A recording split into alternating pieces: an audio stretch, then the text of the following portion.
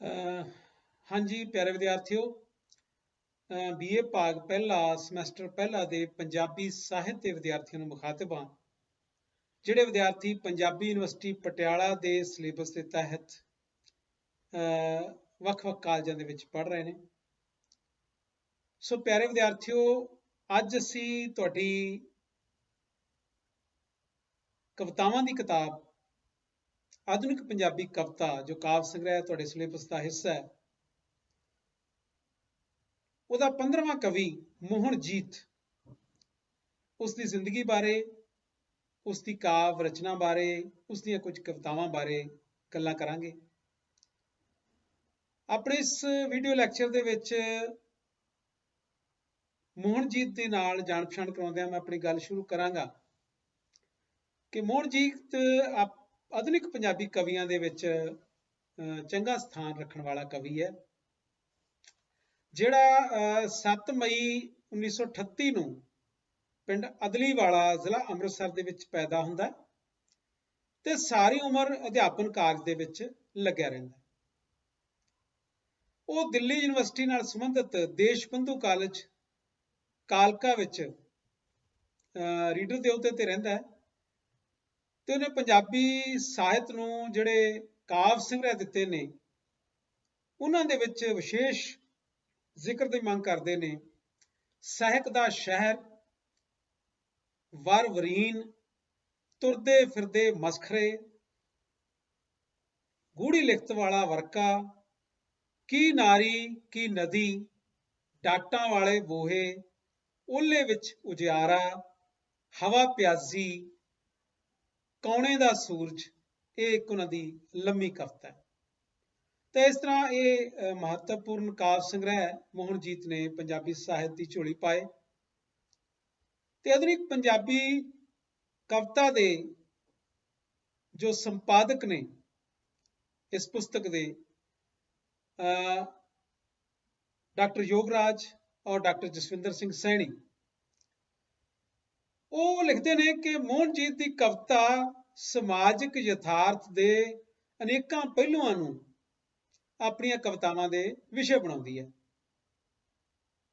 ਉਹ ਇਤਿਹਾਸਿਕ ਤੇ ਮਿਥਿਹਾਸਿਕ ਹਵਾਲਿਆਂ ਨੂੰ ਨਵੇਂ ਅਰਥਾਂ ਦੇ ਵਿੱਚ ਤੇ ਵਰਤਮਾਨ ਪ੍ਰਸੰਗ ਦੇ ਵਿੱਚ ਬੜੀ ਸਫਲਤਾ ਨਾਲ ਰੂਪਾਂਤਰਿਤ ਕਰ ਲੈਂਦਾ ਹੈ।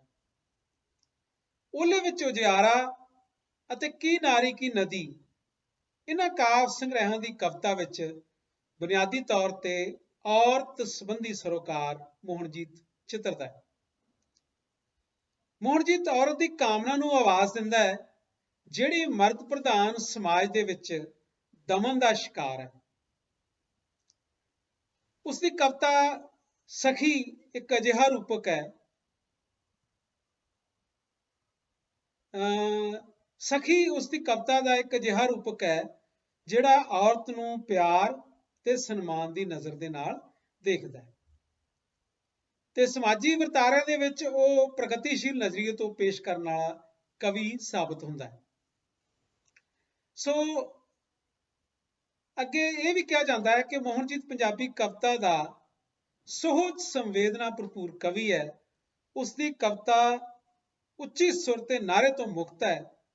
ਸ਼ਬਦ ਸੋਹਜ ਦੇ ਵਿੱਚ ਮੋਹਨਜੀਤ ਦੀ ਕਵਿਤਾ ਦਾ ਜਿਹੜਾ ਇੱਕ ਖਾਸ ਗੁਣ, ਮੀਰੀ ਗੁਣ ਹੈ ਕਿ ਸ਼ਬਦ ਸੋਹਜ ਦਾ ਉਹ ਬਹੁਤ ਧਿਆਨ ਰੱਖਦਾ ਹੈ। ਉਸ ਦੀਆਂ ਕਵਿਤਾਵਾਂ ਦੇ ਵਿੱਚ ਪਹਿਲੀ ਕਵਿਤਾ ਆਪਾਂ ਸਾਂਝੀ ਕਰਾਂਗੇ, ਨਵੇਂ ਵਰ੍ਹੇ ਦੇ ਖਤ। ਨਵੇਂ ਵਰ੍ਹੇ ਦੇ ਆਉਣ ਨਾਲ ਹੀ ਮੈਨੂੰ ਕਿੰਨੇ ਖਤ ਮਿਲੇ ਨੇ। ਖਤ ਮੁਬਾਰਕ ਦੇ, ਇਹ ਮੇਰੇ ਬੱਚੇ ਦਾ ਖਤ ਹੈ। ਬਹੁ ਰੰਗਾ ਖਤ, ਇਹ ਮੇਰੀ ਪਤਨੀ ਦਾ ਖਤ ਹੈ। ਫਿੱਕੇ ਰੰਗਾਂ ਨਿੰਮੇ ਹਾਸ਼ੀ ਵਾਲਾ ਖਤ, ਉਹ ਖਤ ਮੇਰੇ ਪ੍ਰਦੇਸ਼ ਚ ਰੁਲਦੇ ਮਿੱਤਰ ਦਾ ਚਿਹਰਾ ਹੈ। ਤਾਂ ਇਹ ਕਾਵਿ ਸਤਰਾਂ ਜਿਹੜੀਆਂ ਆਧੁਨਿਕ ਪੰਜਾਬੀ ਕਵਿਤਾ ਕਾਵਿ ਸੰਗ੍ਰਹਿ ਦੇ ਵਿੱਚ ਜੋ ਮੋਹਨਜੀਤ ਦੀ ਕਵਿਤਾ ਦਰਜ ਹੈ, ਉਹਦੇ ਵਿੱਚ ਨਵੇਂ ਵਰ੍ਹੇ ਦੇ ਖਤ ਨਾਂ ਦੀ ਇਸ ਕਵਿਤਾ ਦੇ ਵਿੱਚੋਂ ਲਈਆਂ ਗਈਆਂ। ਤੇ ਇਸ ਕਵਿਤਾ ਦੇ ਵਿੱਚ ਕਵੀ ਨੂੰ ਨਵੇਂ ਵਰ੍ਹੇ ਦੇ ਉੱਤੇ ਜਿੱਥੇ ਮੁਬਾਰਕਬਾਦ ਦੇ ਖਤ ਮਿਲਦੇ ਆ, ਉਹਨਾਂ ਖਤਾਂ ਵਿੱਚੋਂ ਹੀ ਉਹ ਖਤ ਵੀ ਹੀ ਜਿਹੜੇ ਆ ਸੱਚਮੁੱਚ ਦੀਆਂ ਸ਼ੁਭ ਇਛਾਵਾਂ ਵਾਲੇ ਲੱਗਦੇ ਆ, ਜਿਨ੍ਹਾਂ ਤੋਂ ਉਹਦੇ ਮਨ ਦੇ ਵਿੱਚ ਆਲੇ ਦੁਆਲੇ ਦੀ ਭੁੱਖ ਨੰਗ, ਮਾਯੂਸੀ, ਤੰਗੀ ਤੁਰਸ਼ ਨਾਲ ਭਰੀ ਜ਼ਿੰਦਗੀ ਦਾ ਅਹਿਸਾਸ ਜਾਗਦਾ ਹੈ। ਉਹ ਕਹਿੰਦਾ ਹੈ ਕਿ ਨਵੇਂ ਵਰ੍ਹੇ ਦੇ ਖਤ ਆਉਣ ਨਾਲ ਉਸਨੂੰ ਬਹੁਤ ਸਾਰੇ ਮੁਬਾਰਕਾਂ ਦੇ ਖਤ ਮਿਲਦੇ ਆ। ਇਹਨਾਂ 'ਚ ਇੱਕ ਉਸਦੇ ਪੁੱਤਰ ਦਾ ਬਹੁਰੰਗਾ ਖਤ ਹੈ, ਦੂਜਾ ਫਿੱਕੇ ਰੰਗਾਂ ਤੇ ਨਿੰਮੇ ਹਾਸ਼ੀਏ ਵਾਲਾ ਉਹਦੀ ਪਤਨੀ ਦਾ ਖਤ ਹੈ, ਤੇ ਇੱਕ ਹੋਰ ਖਤ ਦੇ ਵਿੱਚੋਂ ਉਸਦੇ ਪ੍ਰਦੇਸਾਂ 'ਚ ਰੋਲੇ ਮਿੱਤਰ ਦਾ ਜਿਹੜਾ ਅਕਸ ਨਜ਼ਰ ਆ ਰਿਹਾ।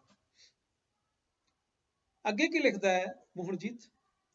ਬੁੱਲਾਂ ਨਾਲ ਛੁਹਾਵਾਂ, ਪਲਕਾਂ ਵਿੱਚ ਲੁਕਾਵਾਂ ਇਹ ਆਪਣੇ ਖਤ, ਇਹ ਖਤ ਜੋ ਸਾਰੇ ਮੇਰੇ ਆਪਣੇ ਨੇ। ਹੋਰ ਹੀ ਕਿੰਨੇ ਖਤ ਮੈਨੂੰ ਆਏ ਨੇ, ਸੰਤ ਵਿਨੋਬਾ ਦੀ ਛਾਇਆ ਵਿੱਚ ਸੋਚੀ ਡੁੱਬੇ, ਦੱਖਣੀ ਭਾਰਤ ਦੇ ਮੰਦਰਾਂ ਜਾਂ ਕਥਾ ਕਲੀ ਦੀਆਂ ਦਿਲਕਸ਼ ਮੁਦਰਾਵਾਂ ਵਿੱਚ ਹੱਸਦੇ ਖਤ। ਮੋਹਨਜੀਤ ਕਹਿੰਦਾ ਕਿ ਨਵਾਂ ਵਰ੍ਹਾ ਚੜ੍ਹਨ ਤੇ ਉਸਨੂੰ ਮੁਬਾਰਕਬਾਦ ਦੇ ਬਹੁਤ ਸਾਰੇ ਖਤ ਆਉਂਦੇ ਆ, ਜਿਹਦੇ 'ਚ ਉਹਦੇ ਪੁੱਤਰ ਦਾ ਖਤ ਆਉਂਦਾ, ਪਤਨੀ ਦਾ ਖਤ ਆਉਂਦਾ, ਪ੍ਰਦੇਸਾਂ 'ਚ ਰੋਲ ਰਹੇ ਮਿੱਤਰ ਦਾ ਖਤ ਆਉਂਦਾ ਹੈ। ਉਹ ਇਹਨਾਂ ਖਤਾਂ ਨੂੰ ਬੁੱਲਾਂ ਨਾਲ ਲਾ ਕੇ ਝੁੰਮਦਾ ਹੈ ਤੇ ਦੇਖਦਾ ਹੀ ਦੇਖਦਾ ਆਪਣੀਆਂ ਪਲਕਾਂ ਦੇ ਵਿੱਚ ਉਹਨਾਂ ਨੂੰ ਛੁਪਾ ਲੈਂਦਾ। ਇਹ ਸਾਰੇ ਖਤ ਤਾਂ ਬਿਲਕੁਲ ਉਸਦੇ ਆਪਣੇ ਹਨ। ਉਸਨੂੰ ਹੋਰ ਵੀ ਕਈ ਖਤ ਆਏ ਹਨ, ਜਿਨ੍ਹਾਂ ਦਾ ਪ੍ਰਭਾਵ ਸੋਚੀ ਡੁੱਬੇ ਸੰਤ ਵਿਨੋਬਾ ਭਾਵੇ ਵਰਗਾ ਮਹਿਸੂਸ ਹੁੰਦਾ ਹੈ। ਇਹਨਾਂ 'ਚ ਦੱਖਣੀ ਭਾਰਤ ਦੇ ਮੰਦਰਾਂ ਜਾਂ ਕਥਾਕਲੀ ਨਾਚ ਦੀਆਂ ਜਿਹੜੀਆਂ ਦਿਲਕਸ਼ ਮੁਦਰਾਵਾਂ ਹੈ, ਉਹਦੇ 'ਚ ਹੱਸਦੇ ਖਤ ਜਿਹੜੇ ਆ ਉਹ ਵੀ ਸ਼ਾਮਲ ਹੈ, ਤੇ ਇਹਨਾਂ ਸਾਰੇ ਖਤਾਂ ਦਾ ਉਸਦੇ ਉੱਤੇ ਵੱਖਰਾ ਵੱਖਰਾ ਪ੍ਰਭਾਵ ਪੈਂਦਾ ਹੈ। ਅੱਗੇ ਕੀ ਲਿਖਦਾ ਮੋਹਨਜੀਤ? ਪਰ ਇਹ ਸੱਚੀ ਮੁੱਚੀ ਦੀਆਂ ਸ਼ੁਭ ਇਛਾਵਾਂ ਵਾਲੇ ਖਤ ਮੈਨੂੰ ਕਿਉਂ ਲੱਗਦੇ ਨੇ? ਭੁੱਖੇ ਢਿੱਡਾਂ, ਲੱਥੇ ਚਿਹਰਿਆਂ ਵਾਲੇ ਖਤ, ਫੁੱਟੀਆਂ ਗੱਲਾਂ, ਟੁੱਟੀਆਂ ਛੱਤਾਂ ਵਾਲੇ ਖਤ, ਠੁਰਦੇ ਅੰਗਾਂ, ਖਿਝੀਆਂ ਅੱਖਾਂ ਵਾਲੇ ਖਤ, ਮੇਰੀ ਦੀਦੀ, ਮੇਰੀ ਭਾਣਜੀ, ਮੇਰੀ ਅਧਿਆਪਕ ਮਿੱਤਰ ਦੇ ਖਤ। ਉਹ ਕਹਿੰਦਾ ਹੈ ਕਿ ਇਹ ਖਤ ਉਸਨੂੰ ਸੱਚੀ ਮੁੱਚੀ ਦੀਆਂ ਇੱਛਾਵਾਂ ਵਾਲੇ ਖਤ ਕਿਉਂ ਜਾਪਦੇ ਆ? ਇਹ ਭੁੱਖੇ ਢਿੱਡਾਂ ਤੇ ਲੱਥੇ ਚਿਹਰਿਆਂ ਵਾਲੇ ਖਤ ਹੈ, ਇਹ ਟੁੱਟੀਆਂ ਫੁੱਟੀਆਂ ਗੱਲਾਂ ਤੇ ਟੁੱਟੀਆਂ ਛੱਤਾਂ, ਠਰਦੇ ਅੰਗਾਂ ਤੇ ਖਿਝੀਆਂ ਅੱਖਾਂ ਵਾਲੇ ਖਤ ਹੈ, ਤੇ ਇਹ ਉਸਦੀ ਦੀਦੀ, ਉਸਦੀ ਭਾਣਜੀ ਤੇ ਪਿੰਡ ਦੀ ਉਸਦੀ ਮਿੱਤਰ ਜਿਹੜੀ ਅਧਿਆਪਕਾ ਹੈ ਉਹਦੇ ਖਤ ਹੈ। ਇਹ ਉਸਨੂੰ ਸੱਚੀ ਮੁੱਚੀ ਸ਼ੁਭ ਇਛਾਵਾਂ ਵਾਲੇ ਖਤ ਲੱਗਦੇ ਆ। ਇਹ ਸੀ ਕਵਿਤਾ ਨਵੇਂ ਵਰ੍ਹੇ ਦੇ ਖਤ, ਜਿਸ ਦੇ ਵਿੱਚ ਕਵੀ ਉਸਨੂੰ ਆਉਣ ਵਾਲੇ ਖਤਾਂ ਦੇ ਬਾਰੇ ਜੋ ਮਹਿਸੂਸ ਕਰਦਾ ਹੈ ਉਹਦਾ ਬਿਆਨ ਉਸਨੇ ਆਪਣੀ ਇਸ ਕਵਿਤਾ ਦੇ ਵਿੱਚ ਕੀਤਾ। ਹੁਣ ਅਸੀਂ ਕਰਾਂਗੇ ਮੋਹਨਜੀਤ ਦੀ ਅਗਲੀ ਕਵਿਤਾ, ਅੰਬਰ ਜੇਡਾ ਕਾਫੀਆ।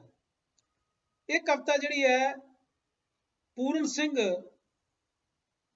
ਜੋ ਕਿ ਖੁੱਲੀ ਕਵਿਤਾ ਦਾ ਬਾਨੀ ਹੋਇਆ ਹੈ, ਉਸਨੂੰ ਮੁਖਾਤਬ ਹੈ, ਉਸਨੂੰ ਸਮਰਪਿਤ ਹੈ।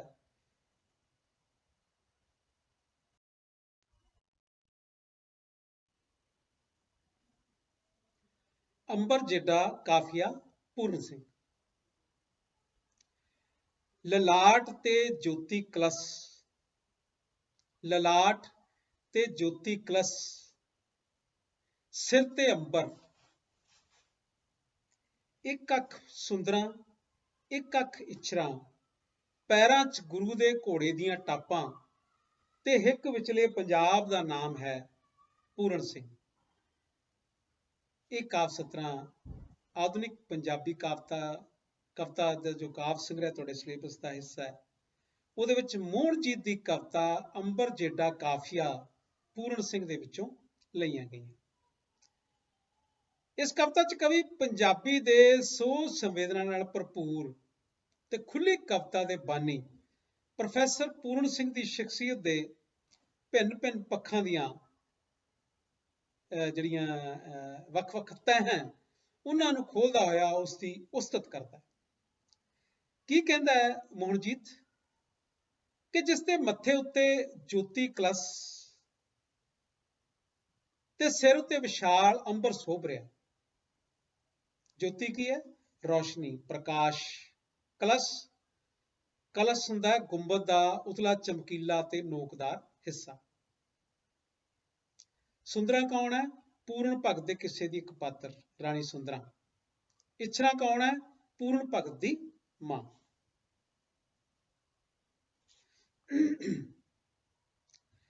ਤਾਂ ਕੀ ਕਹਿੰਦਾ ਮੋਹਨਜੀਤ ਕਿ ਜਿਸ ਦੇ ਮੱਥੇ ਉੱਤੇ ਜੋਤੀ ਕਲਸ਼ ਤੇ ਸਿਰ ਉੱਤੇ ਵਿਸ਼ਾਲ ਅੰਬਰ ਜਿਹੜਾ ਹੈ ਉਹ ਸ਼ੋਭਦਾ ਹੈ, ਜਿਹਦੀ ਇੱਕ ਅੱਖ 'ਚ ਸੁੰਦਰਾਂ ਤੇ ਦੂਜੀ ਅੱਖ 'ਚ ਇੱਛਰਾਂ ਸਮੂਈ ਹੋਈ ਹੈ, ਤੇ ਜਿਹਦੇ ਪੈਰਾਂ 'ਚ ਗੁਰੂ ਗੋਬਿੰਦ ਸਿੰਘ ਜੀ ਦੇ ਘੋੜੇ ਦੀਆਂ ਟਾਪਾਂ ਹੈ, ਤੇ ਜਿਹਦੀ ਹਿੱਕ 'ਚ ਪੰਜਾਬ ਟਿਕਿਆ ਹੋਇਆ ਹੈ, ਇਹੋ ਜਿਹੀ ਮਹਾਨਤਮ ਸ਼ਖਸੀਅਤ ਦਾ ਨਾਂ ਹੈ ਪ੍ਰੋਫੈਸਰ ਪੂਰਨ ਸਿੰਘ। ਅੱਗੇ ਕੀ ਲਿਖਦਾ ਹੈ ਪ੍ਰੋਫੈਸਰ ਪੂਰਨ ਸਿੰਘ ਬਾਰੇ ਮੋਹਨਜੀਤ? ਮੈਂ ਉਹਨੂੰ ਜਦ ਵੀ ਬੱਚੇ ਵਾਂਗ ਪੁੱਛਦਾ ਹਾਂ, ਛੋਹਾਂ, ਉਹ ਇੱਕ ਪਲ ਮੇਰੇ ਮੱਥੇ ਨੂੰ ਚੁੰਮਦਾ ਹੈ ਤੇ ਫਿਰ ਗੰਗਾ 'ਚ ਚੁੱਪੀ ਮਾਰ ਜਾਂਦਾ ਹੈ। ਗੰਗਾ ਜਿਸ ਦੇ ਉੱਤੇ ਰਾਮ ਤੀਰਥ ਦਾ ਚਿਹਰਾ ਹੈ, ਗੰਗਾ ਜੋ ਉਹਦੀਆਂ ਅੱਖਾਂ ਵਿੱਚ ਸੀ ਸੁਖਮਣੀ ਦਾ ਮਾਨਸਰੋਵਰ, ਜਿੱਥੇ ਤਪੀਆਂ ਦਾ ਹੰਕਾਰ ਨਹੀਂ ਸੁਰਤ ਦਾ ਰੋਸ਼ਾ ਘਾਹ ਉਗਦਾ ਹੈ, ਜਾਂ ਮਾਇਆ ਨੂੰ ਮਿਲਦਾ ਹੈ ਮਹਾਂ ਫਕੀਰਨੀ ਮਾਇਆ ਮੀਰਾ ਪੂਰਨ ਦੀ, ਜਿਹਦੀਆਂ ਤਾਰਾਂ ਵਿੱਚ ਜੋਗਣਾ ਦੀ ਵੇਦਨਾ ਸੀ। ਮੋਹਨਜੀਤ ਕੀ ਕਹਿੰਦਾ ਹੈ ਕਿ ਇੱਕ ਬੱਚੇ ਵਾਂਗ ਪ੍ਰੋਫੈਸਰ ਪੂਰਨ ਸਿੰਘ ਨੂੰ ਪੁੱਛਦਾ ਹੈ ਕਿ ਉਹ ਉਸਨੂੰ ਦੌੜ ਕੇ ਛੋਹੇ, ਉਸਨੂੰ ਟੱਚ ਕਰੇ, ਤਾਂ ਉਹ ਇੱਕ ਪਲ ਉਹਦੇ ਮੱਥੇ ਨੂੰ ਚੁੰਮਦਾ ਹੈ ਤੇ ਫਿਰ ਗੰਗਾ 'ਚ ਚੁੱਪੀ ਮਾਰ ਜਾਂਦਾ ਹੈ। ਗੰਗਾ ਅਜਿਹੀ ਥਾਂ ਹੈ ਜਿੱਥੇ ਉਸਨੂੰ ਸੰਨਿਆਸੀ ਬਣਨ ਲਈ ਜਿਹੜੀ ਪ੍ਰੇਰਣਾ ਦੇਣ ਵਾਲੇ ਸਵਾਮੀ ਰਾਮ ਤੀਰਥ ਦਾ ਚਿਹਰਾ ਦਿਸਦਾ ਹੈ। ਜਿਵੇਂ ਸ਼ੁਰੂ ਦੇ ਵਿੱਚ ਜਿਹੜੇ ਪ੍ਰੋਫੈਸਰ ਪੂਰਨ ਸਿੰਘ ਦੇ ਅਸਰ ਇਹ ਹੋਇਆ ਸੀ ਕਿ ਉਹਨਾਂ ਨੇ ਸਵਾਮੀ ਰਾਮ ਤੀਰਥ ਦੇ ਪ੍ਰਭਾਵ 'ਚ ਆ ਕੇ ਆਪਣੇ ਜਿਹੜੇ ਹੈ ਉਹ ਕੇਸ ਕਟਵਾਤੇ ਸੀ, ਤੇ ਉਸ ਤੋਂ ਬਾਅਦ ਭਾਈ ਵੀਰ ਸਿੰਘ ਦੇ ਸੰਗਤ ਦੇ ਵਿੱਚ ਆ ਕੇ ਉਹਨਾਂ ਨੇ ਫਿਰ ਗੁਰਮਤ ਨੂੰ ਜਿਹੜਾ ਅਪਣਾ ਲਿਆ ਸੀ। ਤਾਂ ਗੰਗਾ ਉਸ ਦੀਆਂ ਨਜ਼ਰਾਂ ਵਿੱਚ ਸੁਖਮਨੀ ਦਾ ਮਾਰ ਸਰੋਵਰ ਹੈ, ਜਿੱਥੇ ਤਪੱਸਿਆ ਕਰਨ ਵਾਲਿਆਂ ਵਿੱਚ ਕੋਈ ਹੰਕਾਰ ਨਹੀਂ, ਸਗੋਂ ਸੁਰਤੀ ਟਿਕਾਉਣ ਦਾ ਰੋਸ਼ਾ ਘਾਹ ਉਗਦਾ ਹੈ। ਰੋਸ਼ਾ ਘਾਹ ਕਿਹੜਾ ਹੁੰਦਾ ਹੈ? ਘਾਹ ਦੀ ਇੱਕ ਕਿਸਮ ਨੂੰ ਕਿਹਾ ਜਾਂਦਾ ਰੋਸ਼ਾ ਘਾਹ। ਜਾਂ ਉਹ ਮਹਾਂ ਫਕੀਰਨੀ ਆਪਣੀ ਮਾਇਆ ਨੂੰ ਮਿਲਦਾ ਹੈ, ਜਿਹੜੀ ਉਹਦੀ ਪਤਨੀ ਸੀ ਮਾਇਆ, ਬਹੁਤ ਥੋੜਾ ਸਮਾਂ ਜਿਹੜੀ ਉਹਦੇ ਨਾਲ ਰਹੀ। ਇਹ ਮਾਇਆ ਪੂਰਨ ਦੀ ਕ੍ਰਿਸ਼ਨ ਭਗਤ ਮੀਰਾ ਹੈ, ਜਿਸ ਦੀਆਂ ਤਰਬਾਂ ਵਿੱਚ ਜੋਗਣਾ ਦੀ ਵੇਦਨਾ ਸੁਣਾਈ ਦਿੰਦੀ ਸੀ ਤੇ ਉਸ ਦਾ ਮਨ ਸੰਵੇਦਨਾ ਤੇ ਵੇਦਨਾ ਨਾਲ ਸਰਸ਼ਾਰ ਹੋ ਜਾਂਦਾ ਸੀ, ਭਰ ਜਾਂਦਾ ਸੀ। ਮੈਂ ਜਦ ਵੀ ਉਹਨੂੰ ਵੇਖਦਾ ਹਾਂ, ਉਹ ਮੈਨੂੰ ਕਿਸੇ ਪੰਛੀ ਦੀ ਕਲਕਾਰੀ ਨਾਲ ਬੰਨ੍ਹ ਦਿੰਦਾ ਹੈ, ਜਾਂ ਸੱਸੀ ਦੀਆਂ ਪੈੜਾਂ ਨਾਲ, ਪੈੜਾਂ ਜਿੱਥੇ ਸਾਰਾ ਮਾਰੂ ਸਲਾਮ ਕਰਦਾ ਹੈ। ਉਹ ਚਿੱਟੀ ਪਗੜੀ ਵਿੱਚ ਟੰਗਿਆ ਗੁਲਾਬੀ ਫੁੱਲ ਸੀ, ਜਿਹੜਾ ਚੀਚੀ ਚੋਂ ਸੁੱਟੇ ਤੰਦ ਨਾਲ ਚੰਦ ਦਾ ਆਲਣਾ ਬੁਣਦਾ ਸੀ, ਤ੍ਰਿੰਜਣਾ ਵਾਲੀਆਂ ਨੂੰ ਪਰਛਾਵੇਂ ਕੱਤਦੀਆਂ ਦੇਖਦਾ ਸੀ। ਪ੍ਰੋਫੈਸਰ ਪੂਰਨ ਸਿੰਘ ਦੀ ਉਸਤਤ ਦੇ ਵਿੱਚ ਵੇਖੋ ਕਿਸ ਤਰ੍ਹਾਂ ਦੀਆਂ ਗੱਲਾਂ ਕਰਦਾ ਮੋਹਨਜੀਤ, ਕਿ ਜਦੋਂ ਵੀ ਪੂਰਨ ਸਿੰਘ ਦੀ ਕਵਿਤਾ ਵਿੱਚ ਦੇਖਦਾ ਹੈ ਤਾਂ ਉਹ ਉਸਨੂੰ ਕਿਸੇ ਪੰਛੀ ਦੀ ਕਲਕਾਰੀ ਨਾਲ ਬੰਨ੍ਹ ਲੈਂਦਾ ਹੈ, ਜਾਂ ਉਸਨੂੰ ਸੱਸੀ ਦੀਆਂ ਉਹਨਾਂ ਪੈੜਾਂ ਨਾਲ ਜੋੜ ਲੈਂਦਾ ਹੈ ਜਿਨ੍ਹਾਂ ਨੂੰ ਸਾਰਾ ਮਾਰੂਥਲ ਪ੍ਰਣਾਮ ਕਰਦਾ ਹੈ। ਤੇ ਪ੍ਰੋਫੈਸਰ ਪੂਰਨ ਸਿੰਘ ਦਾ ਚਿੱਟੀ ਪੱਗ 'ਚ ਟੰਗਿਆ ਗੁਲਾਬੀ ਫੁੱਲ ਵਰਗਾ ਸੀ, ਜਿਸ ਨੇ ਤ੍ਰਿੰਜਣ 'ਚ ਬੈਠੀਆਂ ਕੁੜੀਆਂ ਨੂੰ ਪਰਛਾਵੇਂ ਕੱਤਦਿਆਂ ਦੇਖਿਆ ਸੀ ਤੇ ਉਸ ਦੀ ਚੀਚੀ 'ਚੋਂ ਸੁੱਟੇ ਤੰਦ ਨਾਲ ਚੰਦ ਦਾ ਆਲਣਾ ਬੁਣਨ ਲੱਗ ਪੈਂਦਾ ਸੀ। ਅੱਗੇ ਲਿਖਦਾ ਹੈ, ਕਵੀਆ ਤੂੰ ਗਾਰਗੀ ਧੀ ਦਾ ਡੋਲਾ ਤਾਂ ਚੁੱਕ ਲਿਆ, ਪਰ ਮਨ ਦਾ ਕਾਫੀਆ ਜ਼ਖਮੀ ਹੀ ਰਿਹਾ। ਸੁਣਿਆ ਸੀ ਮੱਥੇ ਦੇ ਹਾਲੇ ਵੀ ਟਕੋਰ ਨਾਲ ਫੇਫੜਿਆਂ ਦੇ ਛੇਕ ਮਿਲ ਜਾਂਦੇ ਨੇ, ਤੇ ਤੇਰੇ ਛੇਕ ਤਾਂ ਹੋਰ ਚੌੜੇ ਹੁੰਦੇ ਗਏ, ਤੇ ਇੱਕ ਦਿਨ ਇਹਨਾਂ ਛੇਕਾਂ ਵਿੱਚ ਮਾਇਆ ਦੇ ਸਾਰੇ ਚੁੰਮਣ ਗੁੰਮ ਗਏ। ਉਹਦੇ ਨਕਸ਼ਾਂ ਤੇ ਸੂਰਜ ਨਿਕਲਦਾ ਸੀ, ਉਹਦੇ ਨਕਸ਼ਾਂ ਚੋਂ ਸੂਰਜ ਨਿਕਲਦਾ ਸੀ, ਉਹਦੇ ਤੁਰਿਆਂ ਹਵਾ ਵਗਦੀ ਸੀ, ਉਹਦੀ ਨਜ਼ਰ ਵਿੱਚ ਘਟਾ ਸੀ, ਕਹਿਕਸ਼ਾਂ ਉਹਦੇ ਸ਼ਬਦਾਂ ਤੋਂ ਬਣੀ ਸੀ, ਸ਼ਬਰਾਤ ਉਹਦੀ ਉਦਾਸੀ ਸੀ। ਕਵੀ ਕਹਿੰਦਾ ਹੈ ਕਿ ਪ੍ਰੋਫੈਸਰ ਪੂਰਨ ਸਿੰਘ ਨੇ ਗਾਰਗੀ ਦੀ ਧੀ ਦਾ ਡੋਲਾ ਤਾਂ ਜ਼ਰੂਰ ਚੁੱਕ ਲਿਆ, ਪਰ ਉਸਦੇ ਮਨ ਦਾ ਕਾਫੀਆ ਜ਼ਖਮੀ ਰਿਹਾ। ਜਿਹਨੇ ਉਸਦੇ ਫੇਫੜਿਆਂ ਵਿੱਚ ਤਪਤਕ ਦੇ ਛੇਕ ਕਰ ਦਿੱਤੇ। ਉਹਨੇ ਸੁਣਿਆ ਸੀ ਕਿ ਅਜੇ ਵੀ ਮੱਥੇ ਦੇ ਹਾਲੇ ਦੀ ਟਕੋਰ ਕਰਨ ਅਰਥਾਤ ਮਨ ਨੂੰ ਪਲੋਸਣ ਨਾਲ ਫੇਫੜਿਆਂ ਦੇ ਛੇਕ ਮਿਲ ਜਾਂਦੇ ਹਨ, ਪਰੰਤੂ ਉਹਦੇ ਨਾਲ ਅਜਿਹਾ ਨਹੀਂ ਵਾਪਰਿਆ। ਉਹਦੇ ਫੇਫੜਿਆਂ ਦੇ ਛੇਕ ਤਾਂ ਹੋਰ ਵੱਡੇ ਹੁੰਦੇ ਗਏ ਤੇ ਇੱਕ ਦਿਨ ਇਹਨਾਂ ਛੇਕਾਂ ਵਿੱਚ ਮਾਇਆ ਦੇਵੀ ਦੇ ਸਾਰੇ ਚੁੰਮਣ ਗੁੰਮ ਹੋ ਗਏ, ਭਾਵ ਪੂਰਨ ਸਿੰਘ ਦੀ ਮੌਤ ਹੋ ਗਈ। ਇਹ ਉਹ ਪੂਰਨ ਸਿੰਘ ਸੀ ਜਿਸ ਦੇ ਨਕਸ਼ਾਂ 'ਚ ਸੂਰਜ ਚਮਕਦਾ ਦਿਖਾਈ ਦਿੰਦਾ ਸੀ, ਜਿਹਦੇ ਤੁਰਨ ਦੇ ਵਿੱਚ ਹਵਾ ਵਗਦੀ ਮਹਿਸੂਸ ਹੁੰਦੀ ਸੀ, ਜਿਹਦੀ ਨਜ਼ਰ 'ਚ ਬਦਲਾਂ ਦੀ ਘਟਾ ਤੇ ਕਹਿਕਸ਼ਾਂ ਤਾਂ ਬਣੀ ਹੀ ਉਸਦੇ ਸ਼ਬਦਾਂ ਤੋਂ ਸੀ। ਸ਼ਬਰਾਤ ਉਸਦੀ ਉਦਾਸੀ ਸੀ, ਪੂਰਨਮਾਸ਼ੀ ਉਹਦੀ ਕਵਿਤਾ ਸੀ ਤੇ ਚੰਨ ਇੱਕ ਕਵਿਤਾ ਦਾ ਸਿਰਲੇਖ ਸੀ, ਹੈਡਿੰਗ ਸੀ। ਅੱਗੇ ਕੀ ਹੈ? ਪਿਆਰ ਉਹਦੀ ਹੌਂ ਸੀ, ਜਿਸ ਨਾਲ ਚੇਤਨਾ ਦੇ ਦੀਵੇ ਜਗਦੇ ਨੇ, ਜਿਸ ਨਾਲ ਮਨ ਚਿੱਤ ਭਰਿਆ ਲੱਗਦਾ ਹੈ, ਜਿਸ ਵਿੱਚ ਹੋਸ਼ ਨੂੰ ਧਿਆਨ ਮਿਲਦਾ ਹੈ, ਜਿਸ ਵਿੱਚ ਸੁਰਤ ਦੇ ਜਲਾਉ ਦੀ ਝਿਲਮਲ ਸੀ। ਉਹ ਬੁੱਧ ਦਾ ਧਿਆਨ, ਵੇਦਾਂਤ ਦਾ ਤਿਆਗ, ਜੋਗੀਆਂ ਦਾ ਹੱਠ, ਤੰਤਰੀਆਂ ਦੀ ਕੁੰਡਲਨੀ, ਸੂਫੀਆਂ ਦਾ ਵਸਲ ਤੇ ਸਿੱਖੀ ਦਾ ਸੱਚਾ ਆਚਾਰ ਸੀ। ਸ਼ਬਦ ਉਹਦਾ ਗੁਰੂ ਸੀ, ਨਾਮ ਉਹਦੀ ਜ਼ਾਤ ਸੀ, ਮਨੁੱਖ ਉਹਦਾ ਫਲਸਫਾ ਸੀ। ਹੱਸਦਾ ਵਸਦਾ, ਰੋਂਦਾ, ਗਾਉਂਦਾ, ਨੱਚਦਾ, ਸੋਚਦਾ, ਉੱਡਦਾ, ਢਹਿੰਦਾ ਮਨੁੱਖ ਉਹਦਾ ਧਰਮ ਸੀ। ਮੂਲਜੀਤ ਕਹਿੰਦਾ ਕਿ ਪਿਆਰ ਪ੍ਰੋਫੈਸਰ ਪੂਰਨ ਸਿੰਘ ਦੀ ਹਉਮਾ ਸੀ। ਉਹ ਇਸ ਹਉਮੇ ਦੇ ਵਿੱਚ ਆਨੰਦ ਲੈਂਦਾ ਸੀ। ਇਸ ਪਿਆਰ ਨਾਲ ਮਨੁੱਖੀ ਮਨ ਵਿੱਚ ਚੇਤਨਾ ਦੇ ਦੀਵੇ ਜਗਦੇ ਸੀ ਤੇ ਮਨ ਚਿੱਤ ਭਰਿਆ ਮਹਿਸੂਸ ਕਰਦਾ ਸੀ। ਇਹਦੇ ਵਿੱਚ ਹੋਸ਼ ਨੂੰ ਇੱਕ ਖਾਸ ਧਿਆਨ ਮਿਲਦਾ ਸੀ। ਇਸੇ ਵਿੱਚ ਹੀ ਸੁਰਤ ਦੇ ਜਲਾਉ ਦੀ ਝਿਲਮਲ ਸੀ, ਇਸੇ ਵਿੱਚ ਹੀ ਬੁੱਧ ਦਾ ਧਿਆਨ ਸੀ, ਵੇਦਾਂਤ ਦਾ ਤਿਆਗ ਸੀ ਤੇ ਜੋਗੀਆਂ ਦਾ ਹੱਠ ਸੀ, ਤੰਤਰੀਆਂ ਦੀ ਕੁੰਡਲਨੀ ਸੀ, ਸੂਫੀਆਂ ਦਾ ਵਸਲ ਤੇ ਸਿੱਖਾਂ ਦਾ ਸੱਚ ਆਚਾਰ ਸੀ। ਆਚਾਰ, ਸੱਚ ਆਚਾਰ, ਸੱਚਾ ਆਚਰਣ। ਸ਼ਬਦ ਉਸਦਾ ਗੁਰੂ ਸੀ, ਨਾਮ ਉਹਦੀ ਜਾਤ ਸੀ, ਮਨੁੱਖ ਉਸਦਾ ਫਲਸਫਾ ਸੀ ਤੇ ਹੱਸਦਾ ਵਸਦਾ, ਰੋਂਦਾ ਗਾਉਂਦਾ, ਨੱਚਦਾ, ਸੋਚਦਾ, ਉੱਡਦਾ, ਢਹਿੰਦਾ ਮਨੁੱਖ ਉਹਦਾ ਧਰਮ ਸੀ। ਉਹਦੇ ਸ਼ਬਦਾਂ ਵਿੱਚ ਬੱਦਲ ਗਰਜਦੇ ਤੇ ਛਾਂ ਸਾਹ ਲੈਂਦੀ ਸੀ। ਧੁੱਪ ਵਿੱਚ ਰੂਹ ਘੋਲਦੀ ਅਹੀਰਨ ਤਾਂ ਉਹਦਾ ਅੰਗ ਸੰਗ ਸੀ। ਮੈਂ ਜਦ ਵੀ ਉਹਦੀ ਆਥਣ ਨੂੰ ਫੜਨਾ ਚਾਹਿਆ ਹੈ, ਉਹ ਗਗਨ ਹੰਸਣੀ ਬਣ ਜਾਂਦੀ ਹੈ ਜਾਂ ਮਿਰਗ ਨੈਣੀ, ਅੱਖੜ ਬਲੋਚ ਦੀ ਧੀ, ਊਠ ਦੇ ਉੱਡਣ ਖਟੋਲੇ ਤੇ ਲਹਿਰ ਦੀ ਅਸਮਾਨੀ ਨਦੀ। ਕੀ ਲਿਖਦਾ ਮੋਹਨਜੀਤ ਕਿ ਪ੍ਰੋਫੈਸਰ ਪੂਰਨ ਸਿੰਘ ਦੇ ਸ਼ਬਦਾਂ 'ਚ ਬੱਦਲਾਂ ਦੀ ਇੱਕ ਖਾਸ ਕਿਸਮ ਦੀ ਬੱਦਲਾਂ ਵਰਗੀ ਗਰਜ ਸੀ ਤੇ ਉਹਨਾਂ ਵਿੱਚ ਛਾਂ ਜਿਹੜੀ ਹੈ ਉਹ ਆਨੰਦਿਤ ਮਹਿਸੂਸ ਕਰਦੀ ਸੀ। ਧੁੱਪ ਵਿੱਚ ਆਪਣਾ ਰੂਪ ਘੋਲਦੀ ਅਹੀਰਨ ਉਹਦਾ ਅੰਗ ਸੰਗ ਸੀ। ਉਹਨੇ ਜਦੋਂ ਵੀ ਆਥਣ ਨੂੰ ਫੜਨਾ ਚਾਹਿਆ, ਭਾਵ ਮੋਹਨਜੀਤ ਨੇ ਜਦੋਂ ਵੀ ਆਥਣ ਨੂੰ ਫੜਨਾ ਚਾਹਿਆ ਤਾਂ ਅੱਖੜ ਬਲੋਚ ਦੀ ਧੀ ਗਗਨ ਹੰਸਣੀ ਬਣ ਜਾਂਦੀ ਸੀ ਤੇ ਜਾਂ ਫਿਰ ਕੋਈ ਮਿਰਗ ਨੈਣੀ ਜੋ ਕਿ ਊਠ ਦੇ ਉੱਡਣ ਖਟੋਲੇ ਉੱਤੇ ਬੈਠੀ ਲਹਿਰਾਂ ਮਾਰ ਰਹੀ ਅਸਮਾਨੀ ਨਦੀ ਵਰਗੀ ਪ੍ਰਤੀਤ ਹੁੰਦੀ ਸੀ। ਉਹ ਗੁਰੂ ਦਾ ਸਿੱਖ ਸੀ, ਨਾਮ ਰਤਾ ਪੂਰਨ ਜੋਗੀ, ਮਾਇਆ ਜੀ ਦੀ ਹੀਰ ਸੀ, ਸੋਹਣੀ ਸੱਸੀ ਸੁੰਦਰਾਂ ਜੱਟੀ ਸਾਹਿਬਾਂ। ਉਹ ਨਿਰਲੇਪਤਾ ਦੇ ਅੱਖੜ ਘੋੜੇ ਦਾ ਸਵਾਰ ਪੀਰ ਸ਼ਾਹ ਸਵਾਰ ਸੀ, ਜੋ ਦੁਨੀਆਦਾਰੇ ਦੇ ਗੁਬਾਰੇ ਨੂੰ ਹਰ ਘੜੀ ਹਵਾ ਵਿੱਚ ਉਛਾਲਦਾ ਸੀ। ਉਹ ਐਸਾ ਜੋਗੀ ਸੀ ਜਿਹਦੇ ਜੋਗੀਏ ਤੇ ਸਤਰੰਗੀ ਸੁਪਨੇ ਲੈਂਦੀ ਸੀ। ਕਵੀ ਲਿਖਦਾ ਕਿ ਪ੍ਰੋਫੈਸਰ ਪੂਰਨ ਸਿੰਘ ਗੁਰੂ ਦਾ ਨਾਮ ਰਤਾ ਸਿੱਖ ਸੀ। ਉਹ ਪੂਰਨ ਜੋਗੀ ਵਾਂਗ ਇੱਕ ਚਰਿੱਤਰਵਾਨ ਵਿਅਕਤੀ ਸੀ। ਉਹਦੀ ਪਤਨੀ ਮਾਇਆ ਦੇਵੀ ਉਸਦੀ ਹੀਰ ਸੀ, ਉਹੀ ਉਹਦੀ ਸੋਹਣੀ ਸੀ, ਉਹੀ ਉਹਦੀ ਸੱਸੀ ਸੁੰਦਰਾਂ ਜਾਂ ਸਾਹਿਬਾਂ ਸੀ।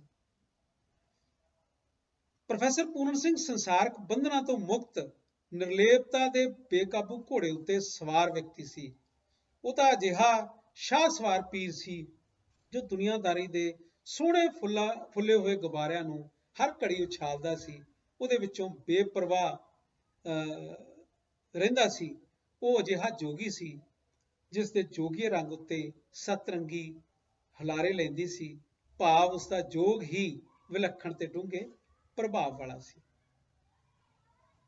ਉਹ ਪੰਜਾਬ ਦਾ ਰਹਿਤਲ ਬਾਰ ਦੀ ਜਿਰਾਂਦ ਸੀ। ਉਹ ਸਤਲੁਜ ਦਾ ਵਹਿਣ, ਅਟਕਦੀ ਖੁੱਲ, ਝਨਾ ਦਾ ਪੱਤਣ, ਰਾਵੀ ਦਾ ਰੌਂ ਸੀ। ਗੰਗੋਤਰੀ ਤਾਂ ਉਹਦੀ ਸਮਾਧੀ ਚੋਂ ਫੁੱਟਦੀ ਸੀ। ਉਹਦੀਆਂ ਅੱਖਾਂ 'ਚ ਕਲ-ਕਲ ਕਰਦੀਆਂ ਕੂਲਾਂ ਸਨ, ਜਿਨ੍ਹਾਂ ਚੋਂ ਕਵਿਤਾ ਝਰਦੀ ਸੀ। ਕਵਿਤਾ ਕੱਚੀ ਮਿੱਟੀ ਦਾ ਸੁਗੰਧ, ਜੰਗਲੀ ਆਤਮਾ ਦਾ ਨਿਰਤ, ਆਦਿਵਾਸੀਆਂ ਦੀ ਹੂਕ ਤੇ ਕਾਮਿਆਂ ਦੇ ਮੁੜਕੇ ਦਾ ਵਿਸਮਾਦ। ਇਸ ਕਵਿਤਾ ਦੀ ਪੌਣ ਨਾਲ ਰੁੱਖਾਂ ਦੇ ਪੱਤੇ ਆਉਂਦੇ ਸਨ। ਯਾਨੀ ਪੂਰਨ ਸਿੰਘ ਪੰਜਾਬੀ ਸੱਭਿਆਚਾਰ ਦੀ ਰਹਿਤਲ ਵਿੱਚ ਰੰਗਿਆ ਹੋਇਆ ਕਵੀ ਸੀ। ਉਸ ਵਿੱਚ ਪੰਜਾਬ ਦੇ ਜੰਗਲੀ ਇਲਾਕੇ, ਬਾਰ ਵਰਗੀ ਸਹਿਣ ਸ਼ਕਤੀ ਸੀ। ਉਹ ਸਤਲੁਜ ਦਾ ਉਛਾਲੇ ਮਾਰਦਾ ਵਹਿਣ, ਅਟਕਦੀ ਖੁੱਲ, ਝਨਾ ਦੇ ਪੱਤਰ ਤੇ ਰਾਵੀ ਦਾ ਇੱਕ ਰੌਂ ਸੀ। ਗੰਗੋਤਰੀ ਉਸਦੀ ਸਮਾਧੀ ਚੋਂ ਫੁੱਟਦੀ ਸੀ। ਉਸਦੀਆਂ ਅੱਖਾਂ ਕਲ-ਕਲ ਦਾ ਸੰਗੀਤ ਅਲਾਪ ਦੀਆਂ ਕੂਲਾਂ ਸਨ, ਜਿਨ੍ਹਾਂ ਚੋਂ ਖੁੱਲੀ ਕਵਿਤਾ ਝਰਦੀ ਸੀ। ਉਹਦੀ ਕਵਿਤਾ ਵਿੱਚ ਕੱਚੀ ਮਿੱਟੀ ਦੀ ਸੁਗੰਧ ਸੀ, ਜੰਗਲੀ ਆਤਮਾ ਦਾ ਨ੍ਰਿਤ ਸੀ, ਆਦਿਵਾਸੀਆਂ ਦੀ ਹੂਕ ਸੀ ਤੇ ਕਾਮਿਆਂ ਦੇ ਮੁੜਕੇ ਦਾ ਖਾਸ ਵਿਸਮਾਦ ਸੀ। ਉਹ ਅਜਿਹੀ ਕਵਿਤਾ ਸੀ ਜਿਸ ਦੀ ਪੌਣ ਦੀ ਛੋਹ ਨਾਲ ਰੁੱਖਾਂ ਉੱਤੇ ਜਿਵੇਂ ਪੱਤੇ ਉੱਗ ਪੈਂਦੇ ਹੋਣ। ਉਹਦੀ ਸੁਤੰਤਰਤਾ ਹੀ ਉਹਦਾ ਸੰਜਮ ਸੀ। ਸੰਜਮ ਜਿਸ ਵਿੱਚ ਸਿਧਾਰਥ ਬੁੱਧ ਬਣ ਗਿਆ ਸੀ, ਜਿਸ ਨਾਲ ਉਹ ਅੱਖਾਂ ਚੋਂ ਛਿਲਤਾਂ ਕੱਢਦਾ ਸੀ, ਜਿਸ ਨਾਲ ਕਾਵਾਂ ਤੋਂ ਹੰਸ ਬਣਦੇ ਨੇ ਤੇ ਬੰਦੇ ਵਿੱਚ ਸਿੰਘ ਸਜਦੇ ਨੇ। ਉਹਦੇ ਫਰਸ਼ੀ ਆਨੰਦ ਵਿੱਚ ਅਰਸ਼ ਦਾ ਬਿਜਲੀ ਲਹਿਰਾ ਸੀ। ਉਹਦੀ ਮੌਜ ਨੂੰ ਰੁੱਖ ਜੱਫੀਆਂ ਪਾਉਂਦੇ ਸਨ, ਪਸ਼ੂ ਡੀਕਦੇ ਸਨ। ਉਹਦੀ ਲਿਵ ਨਾਲ ਪੰਛੀ ਪਰ ਤੋਲਦੇ ਸਨ। ਉਹਦਾ ਰੱਬ ਗਲੀਆਂ ਵਿੱਚ ਸੀ। ਉਹਦੀ ਮੁਸਕਾਨ ਘਾਹ ਤੇ ਅਟਕੇ ਤਰੇਲ ਤੁਪਕੇ ਸਨ। ਉਹਦੇ ਰੋਹ ਵਿੱਚ ਚੰਡੀ ਸੀ। ਸਬਰ ਵਿੱਚ ਸੁਖਮਨੀ। ਜਾਪ ਉਹਦਾ ਸ਼ਲੀਕਾ ਸੀ। ਯਾਨੀ ਪ੍ਰੋਫੈਸਰ ਪੂਰਨ ਸਿੰਘ ਦੀ ਖੁੱਲ੍ਹ ਡੁੱਲ ਤੇ ਸੁਤੰਤਰਤਾ ਜਿਹੜੀ ਹੈ, ਉਹਦੇ ਵਿੱਚ ਹੀ ਉਹਦਾ ਸੰਜਮ ਜਿਹੜਾ ਦੇਖਿਆ ਜਾ ਸਕਦਾ। ਉਹਦੇ ਵਿੱਚ ਸੰਜਮ ਸੀ, ਜਿਸ ਨੂੰ ਅਪਣਾ ਕੇ ਸਿਧਾਰਥ ਜਿਹੜਾ ਬੁੱਧ ਬਣ ਗਿਆ ਸੀ, ਜਿਸ ਨਾਲ ਉਹ ਅੱਖਾਂ ਚੋਂ ਛਿਲਤਾ ਕੱਢ ਲੈਂਦਾ ਸੀ, ਜਿਸ ਨਾਲ ਕਾਵਾਂ ਤੋਂ ਹੰਸ ਬਣਦੇ ਸਨ, ਬੰਦੇ ਜਿਹੜੇ ਆ ਸਿੰਘ ਸਜਦੇ ਸਨ।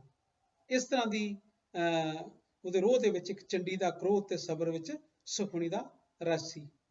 ਜਪਜੀ ਸਾਹਿਬ ਉਸਦੇ ਸੁਭਾਅ ਦਾ ਚੱਜ ਆਚਾਰ ਸੀ। ਅੱਗੇ ਕੀ ਲਿਖਦਾ ਮੋਹਨਜੀਤ ਉਹਦੇ ਬਾਰੇ? ਉਹਦੀ ਰਸੋਈ ਵਿੱਚ ਕਿਰਤ ਦਾ ਜਲਸਾ ਸੀ। ਉਹਦੇ ਆਂਗਣ ਵਿੱਚ ਤੇਰਾ ਹੀ ਤੇਰਾ ਸੀ। ਉਹਦੀ ਹਾਂਡੀ ਚੋਂ ਇਤਰ ਉੱਡਦਾ ਸੀ। ਉਹਦੇ ਚੁੱਲ੍ਹੇ ਵਿੱਚ ਨੋਟ ਬਲਦੇ ਸਨ। ਉਹ ਫਕਰਾਂ ਦਾ ਤਕੀਆ, ਜੋਗੀਆਂ ਦਾ ਟਿੱਲਾ, ਜਪੀਆਂ ਦੀ ਸੰਗਤ, ਬਾਗੀਆਂ ਦਾ ਵਤਨ ਸੀ। ਹੜ੍ਹ ਆਏ ਤਾਂ ਉਹਦੀ ਖੇਤੀ ਨੂੰ ਖਾਦ ਮਿਲੀ। ਉਹਦਾ ਅਮਲ ਵੀ ਉਹਦਾ ਰਹੱਸ ਸੀ। ਵਿਗਿਆਨ ਉਹਦੇ ਤਰਕ ਦਾ ਸੁਭਾਅ ਹੋ ਗਿਆ। ਉਹਦੀ ਰਹਿਤ ਹੀ ਉਸਦਾ ਜਸ ਸੀ। ਪੂਰਨ ਸਿੰਘ ਉਹ ਮਾਹੌਲ ਸੀ ਜਿਹਦੀ ਕਾਇਆ ਦਾ ਨਾਂ ਕੁਦਰਤ ਹੈ। ਇਹ ਸੀ ਕਵਿਤਾ ਅੰਬਰ ਜਿੱਡਾ ਕਾਫੀਆ ਪ੍ਰੋਫੈਸਰ ਪੂਰਨ ਸਿੰਘ। ਇਹ ਪ੍ਰੋਫੈਸਰ ਪੂਰਨ ਸਿੰਘ ਕਿਸ ਪੱਧਤੀ ਦਾ ਕਵੀ ਸੀ, ਕਿਸ ਪੱਧਰ ਦਾ ਕਵੀ ਸੀ, ਇਸ ਦਾ ਵਿਖਿਆਨ ਬਹੁਤ ਖੂਬਸੂਰਤੀ ਨਾਲ, ਬੜੇ ਸ਼ਰਧਾਪੂਰਵਕ ਢੰਗ ਨਾਲ ਮੋਹਨਜੀਤ ਨੇ ਆਪਣੀ ਇਸ ਕਵਿਤਾ ਅੰਬਰ ਜਿੱਡਾ ਕਾਫੀਆ ਪੂਰਨ ਸਿੰਘ, ਇਸ ਕਵਿਤਾ ਦੇ ਵਿੱਚ ਕੀਤਾ। ਮਿਲਦੇ ਹਾਂ ਅਗਲੇ ਕਵੀ ਦੇ ਨਾਲ ਅਗਲੇ ਵੀਡੀਓ ਲੈਕਚਰ ਦੇ ਵਿੱਚ। ਤਦ ਤੱਕ ਡਾਕਟਰ ਪਰਮਿੰਦਰ ਤੱਗੜ ਨੂੰ ਦਿਓ ਇਜਾਜ਼ਤ। ਰੱਬ ਰਾਖਾ।